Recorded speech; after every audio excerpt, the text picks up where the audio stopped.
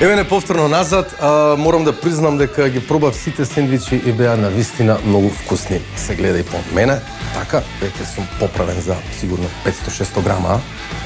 Но добро, тоа ќе го видиме подоцна. Сега сакам да оцениме кој е најстабилен сендвич, односно кој сендвич најмалку се распаднал. Одиме прво со цуклев. Цуклев, ова твоево, да ти кажам, најтенко, ама првиот гриз ми падна крставичката. Така да, без љутење, ама ти не си победник во оваа категорија. Добро. Добро. Инаку беше убав. Име кај Теја.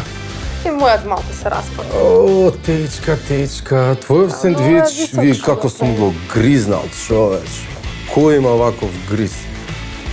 Волшебно. Да, супер е се, меѓутоа беше многу голем сендвич, обемен, висок, не знам како да го наречам, и затоа можеби се распадна, така да ќе ми простиш, ама јас како судија те isfrlam од оваа категорија на стабилност.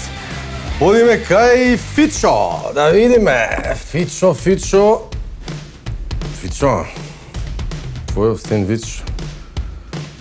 сендвич мислам дека е до сега најспастрен. Стабилен као мене. Стабилен, бетон. Браво.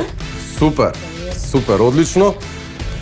И да видам уште на Совка и да кажам, да прогласам кој е победник. Совка, кај тебе што има? Малце види силначка форма. Ништо страшно. Да, големите гурмани така се расфрлаат со своите способности, да. Совка, имам едно шери домаче малечко, ова како го викаше? Бејби рукола и тоа летнало на страна. Мислам дека го имаме победникот. Тоа не си ти, Совка, извини.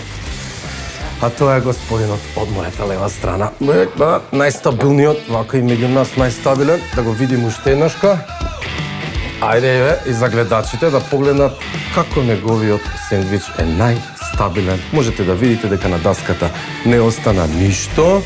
Се си е внатре, убаво спакувано, како што треба. Да не си студирал ти нешто градежништво. Остави тоа дека е пекарот. Пекарот, еве го, пекарот е за тебе. А ние се гледаме нареден пат, каде што ќе оценуваме кој од овие дечки ќе го направи највисокиот сендвич. Останете така гладни и сладки.